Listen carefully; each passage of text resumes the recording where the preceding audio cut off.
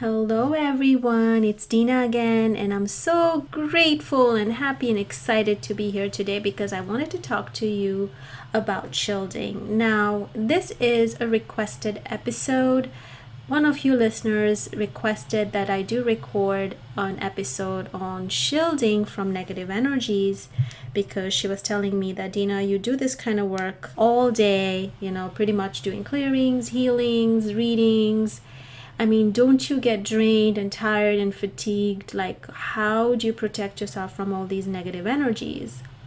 And whatever it is that you're clearing, how do you protect yourself from that? And the answer to that question is that I do use shielding. I do shield myself from negative energies. Now, shielding is a practice of creating a bubble of light or energy around you so that you can protect yourself from negative energy. There might be so many different ways you can shield yourself. You could probably Google all the different ways you can shield yourself, but I use about 3 to 4 methods, and these methods work for me, especially because I do these deep energy work, and I'm always bombarded with negative energies day in, day out. So these 4 things that I'm going to mention today have helped me tremendously to focus on the positive energies and not enable or allow the negative energies to drain me.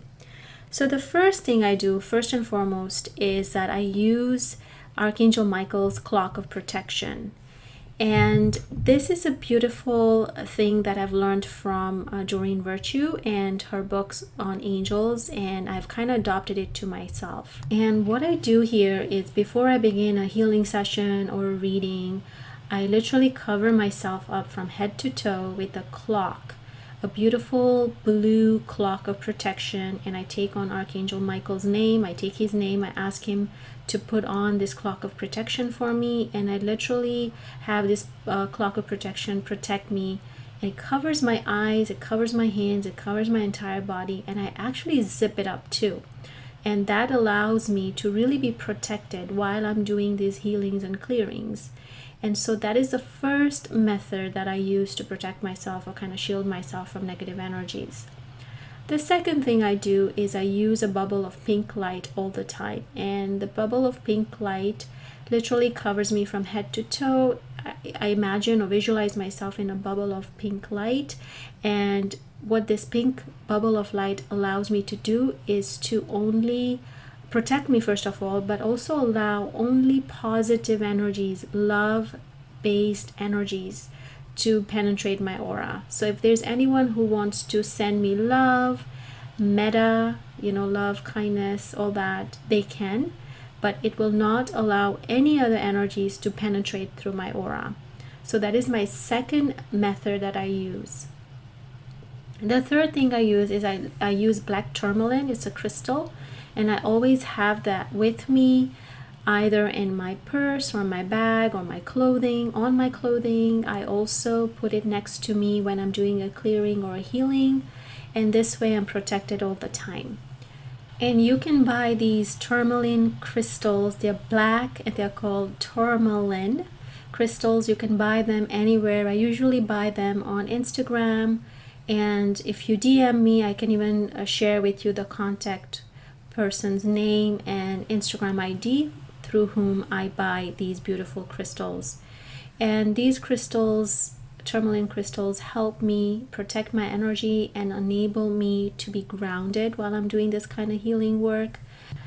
The fourth and the final thing I use is I use Palo Santo and I use sage. So after each clearing or healing session or card reading session, I will first sage my space. So I'll sage it with sage. You can buy sage bundles online. I'll literally smudge my place with sage, and I'll cleanse my desk and my computer area. I'll cleanse my cards. And then I will smudge my cards and my space with Palo Santo, and Palo Santo helps bring in positive energies. So sage is for removing negative energies, and then I Palo Santo it by enabling that space or those energies, those positive energies, to come through. So these are pretty much the 4 things I use on a daily basis whenever I'm doing healings and clearings and doing readings. Now, you might feel like, well, but you do everything remotely. Why do you still need to protect yourself? Well, you do need to protect yourself even though you're doing things remotely. It doesn't have to be in person in order for you to use these shielding methods. Even though you do something distantly, if you're talking to somebody on the phone and you're still doing healings, clearings, and or maybe doing readings, you still want to do these 4 things, use them on a daily basis to protect your energy.